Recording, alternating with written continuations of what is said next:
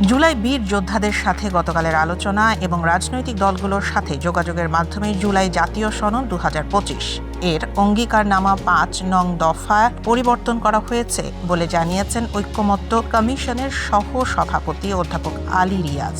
আজ ঢাকায় জাতীয় সংসদের দক্ষিণ প্লাজায় আন্দোলনরত জুলাই বীর যোদ্ধাদের উদ্দেশ্যে দেয়া বক্তব্যে তিনি এই সংশোধনের ঘোষণা দেন।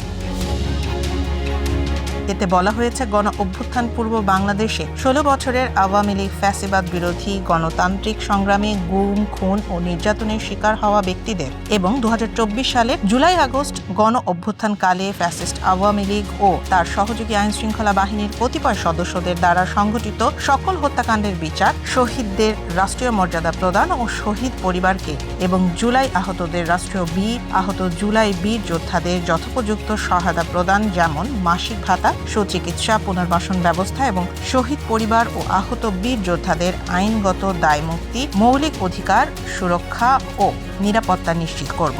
তিনি আরও জানান, এই অঙ্গীকারনামা বাস্তবায়নের বিষয়টি কমিশন স্পষ্টভাবে সরকারের কাছে উপস্থাপন করবে। এ নিয়ে রাজনৈতিক দল ও কমিশনের মধ্যে কোনো মতপার্থক্য নেই।